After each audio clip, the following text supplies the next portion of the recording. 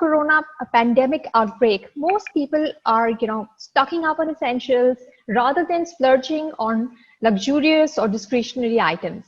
Naturally, if I am, searching on the latest study on how the virus spreads or the numbers in my city, the likelihood of me spending on a lipstick or a luxury holiday is very low. So what should marketers of discretionary products do? Should they go off the radar for some time, lie low? Does that mean when you come back and you want to build a relationship or a brand recall for your customers, that is going to be counterproductive? What marketing is going to look like post in the post coronavirus world? This is what we're going to discuss in the next panel discussion. And we also will try to understand what are the marketing technologies that work more effectively in India than some of the others do. And we try to get a bit of comparison between India and some of the other markets as well. So I'm happy to introduce the panelists who will be speaking on this panel. We have Mr. Anil Srinivas Chila. He's a Chief Digital and Data Officer of L'Oreal. He's a growth-oriented business leader with 20 years of experience with 11 plus years in digital transformation across multiple growth markets. We also have Mr. Prabhakar Tiwari, the CMO of Angel Broking. Now, he has been spearheading brand performance and PR initiatives for Angel Broking, and the firm has seen rapid improvements in its digital maturity metrics. So we're going to speak to him about his journey and what he foresees in the post-pandemic era. We also have Anika Agarwal, the CMO of Max Bupa, who will be with us in this panel discussion. She's a seasoned marketing professional and she joined Max Bupa in 2011. As the head of the marketing function, she is responsible for the overall brand strategy and marketing communications of the brand. I would like to welcome all three of you on this discussion. Hello, everyone. Thanks for joining us. Hi, everyone. Hi, everyone. Let me start with Anil. The brand L'Oreal has a wide recall. Now, at a time when people perhaps are not, focusing too much on spending on, non-essentials, what should L'Oreal do? I mean, we know you have a brand ambassador. We know you have awesome products. At this point on, I'm just not thinking about this. So what will you do? Will you save your pennies on your marketing? Would you then re-envisage your marketing to somehow, connect with the emotions your prospective customers feeling? Maybe it's anxiety, maybe it's stress, but you want to somehow connect with them so that your brand stays there without, trying to push them towards a purchase, which they may not be ready for now. Yeah, I mean, the short answer to that is all of the above. But you know what? I mean, we are thought of as a makeup company, but we've got, we are the largest, hair color company, in the world and in India. We've got a great portfolio of hair color products. We've got hair care, shampoos, conditioners, serums, etc. We've obviously got skincare products, and then makeup, and then we've got the luxury part of the business, which focuses on, the premium, makeup, skincare, etc., right? So. Yeah. So and then of course a big salon business, etc. The point essentially being that only the makeup part is what probably is not at the top of mind at this point in time, but people are certainly focused on their own personal care, well-being, health, wellness, etc. Right. So which falls pretty much squarely in the areas that we work on, right? So especially in the hair color, etc. categories. So for us, we've sort of pivoted our focus, right? So we are obviously a beauty company, a beauty tech company, as we like to call ourselves, and we have sort of pivoted our focus on the categories which we all now know as essential, and sort of going, into whether it's in terms of a go-to-market, whether it's in terms of a digital marketing, whether it's in terms of commercial excellence, etc., and e-commerce. Obviously, we've sort of focused on the categories which are at this point what we call essential, and then once consumers are in the state of mind, to look at broader things, they start going out, etc., is when we start focusing on categories such as makeup, etc. part one of your question. Part two is, I think, we've, as a part of this, overall, I'd say unfortunate situation around COVID-19, I think it's impacting pretty much everyone, right? Across the world, whether it's, people, companies, countries, you name it, economies, etc. Right? The point essentially being there that, we've also, sort of undergone a sort of a transformation internally on how we approach it, right? So, whether it's global or whether it's in the market in India, we've obviously, looked at what works within this market, what kind of messaging, etc. And we're trying to, resonate, understand, basically from a consumer's perspective, what's really important, and make sure, we are sort of addressing that rather than, being a push. Rather, it should be, from consumer perspective, what's important at this point in time, therefore, sort of look at it. All right. Prabhakar, I want to come to you. Now, at this time, people are stuck at home. And, companies like yours who are in the fintech space have already been a little ahead of the curve, if I can say that, when it comes to products. You already have your apps. You already, are doing a lot. You've integrated your payments, everything, and you have an app that is really making it easier for people to come to your platform to invest, to trade or whatever. But at this point of time, when there is some panic and there is some uncertainty, is this a time for you to your people saying that you can get great results, or is this a time for you to build a brand association for the long term? And how are you doing it as opposed to your competitors? Okay, first of all, thanks a lot for Exchange for Media team, for this panel discussion, and thanks Anisha for your question. See, I think very, very interestingly put, of course, as a BFSI business, we were ahead of curves. In case of angel broking, we have 30 years of our history behind us.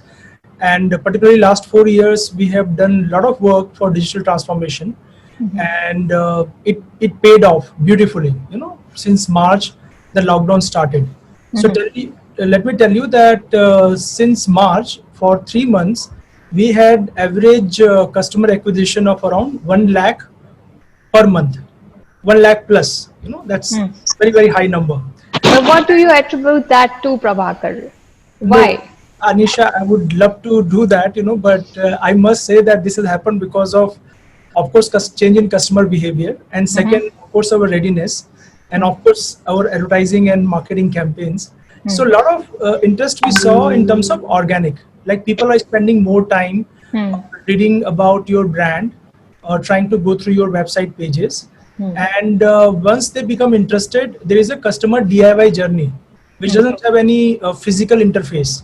So they can go through the entire journey and open a Demat account. I mean, theoretically speaking, that is possible within 5 minutes. But there is a Aadhaar verification and a couple of other steps that may come in the way. Otherwise, within 5 minutes, it's possible for people to open Demat account, and within 15 minutes, they can start doing trading. So because of this reason, which is the customer interest, they were locked up in the home. They have plenty of time to explore. They could actually, they always have had interest in stock market, but they never found the time to explore. Now they could explore at home. And in March, there was a sudden fall in the stock market. Like in a matter of days, the stocks were low as like 30%. Yeah, 30%. You're so right. So these stocks were in multi-year lows. You are sitting at home, and you have opened the Demat account, and then you start investing. Okay. So not only we saw a great rush in opening Demat account, but we also saw a rush in starting trading.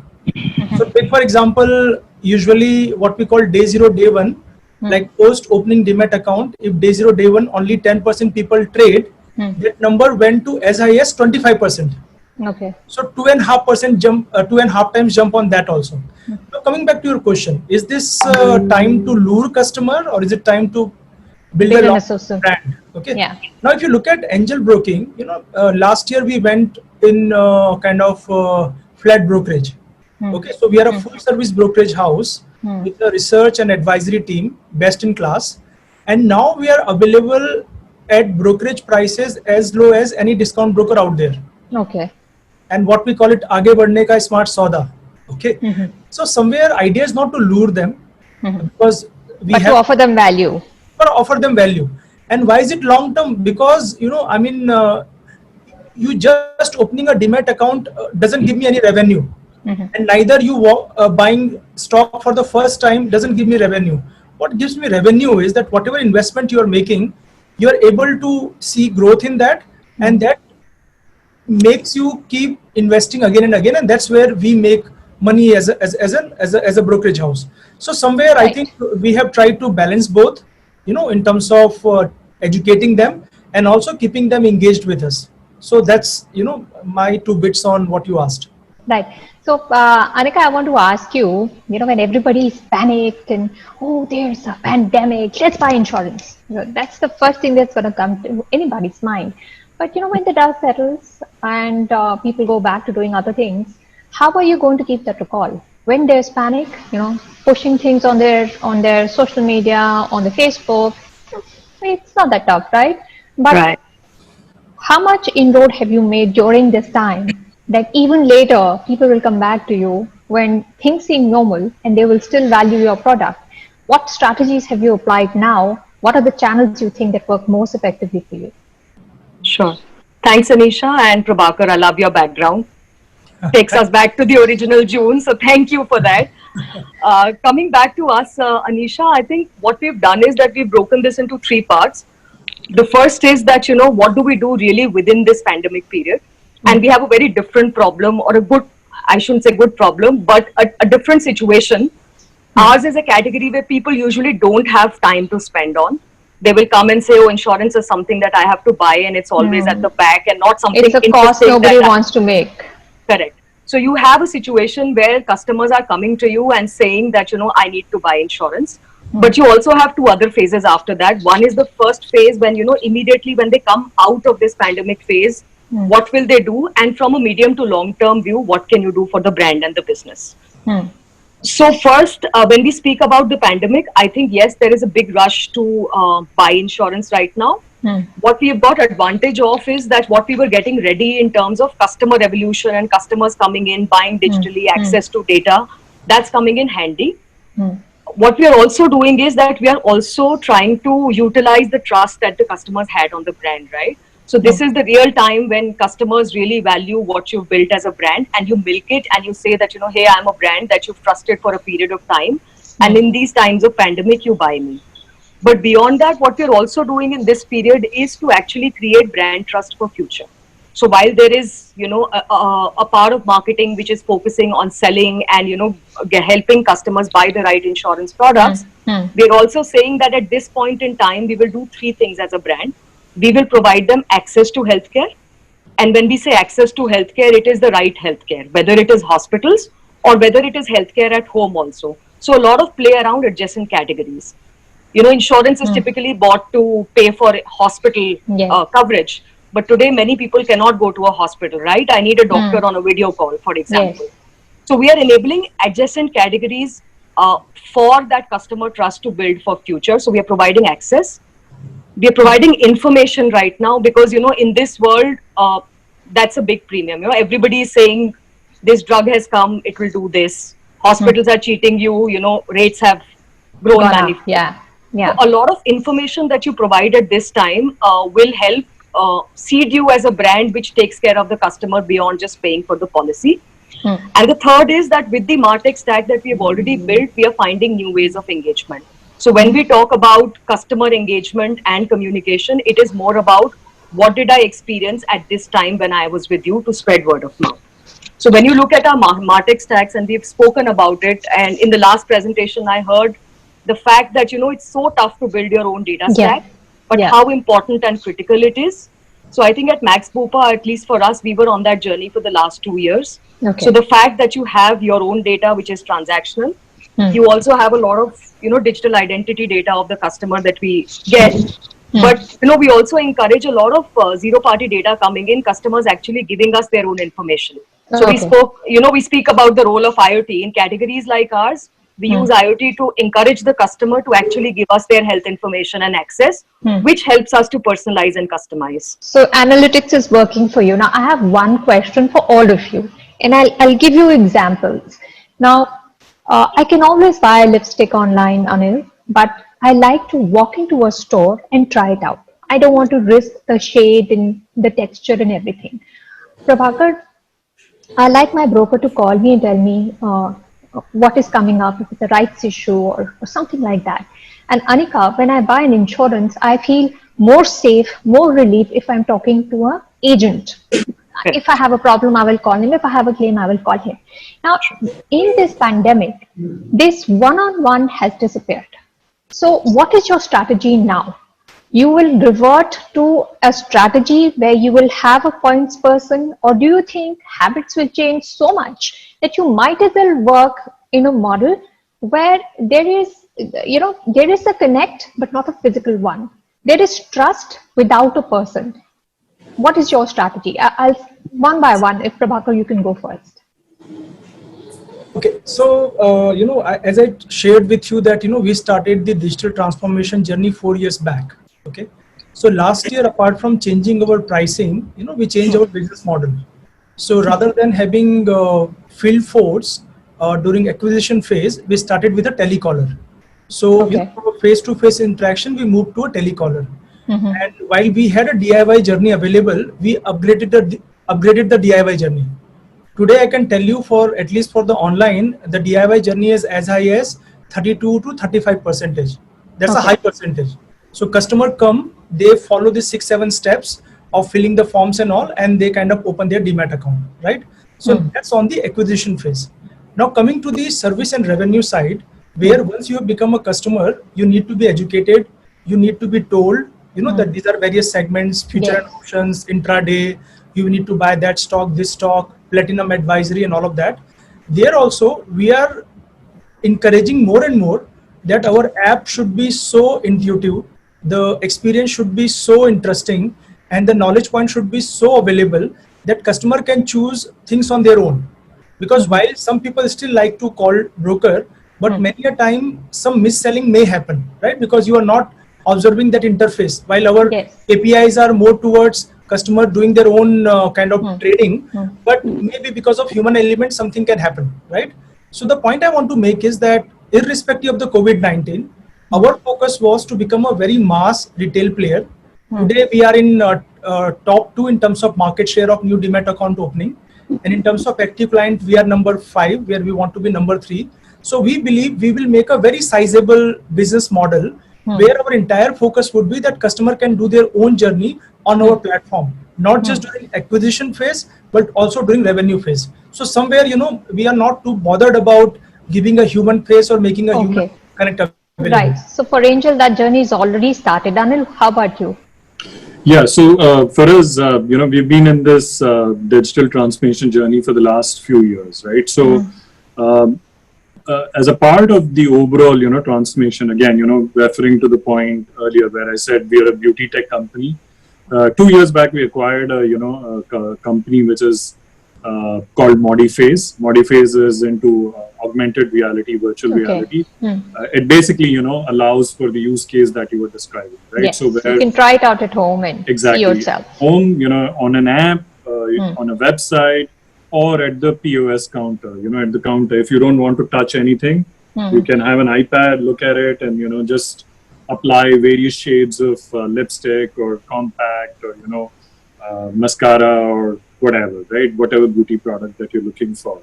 So in that sense, even, going to hair color, hair shades, shades of color, etc. So how long have you had this, and what's been the response during this time? Oh, it's been brilliant, right? So as a product, it's been brilliant for our company. We've sort of deployed it across the globe.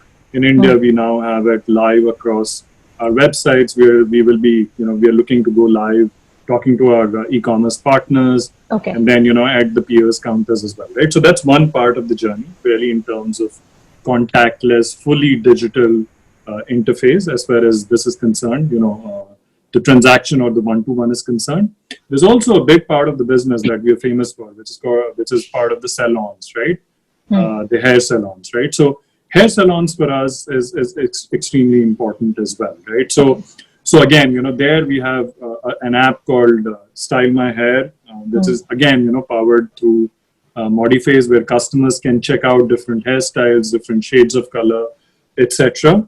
And then what we just started with our as a response to COVID, because no one wants to go to a salon, etc. Right? So we've started social commerce with our salons, right, where your hairstylist knows what you want, what kind of products you're looking for. You can't obviously visit the salon, but then the products can come to your home, right? So the stylist will reach out suggest to you. something to you. Okay. Yeah, exactly. Right. And connects with So, you. And yeah. So after talking to Prabhakar and Anil, it seems that this is a strategy which is not reactive to what has happened now, but has been in play for some time. So Anika, for you, do you feel the customer going ahead has enough trust to just go through your website and make a purchase and not get back to an advisor?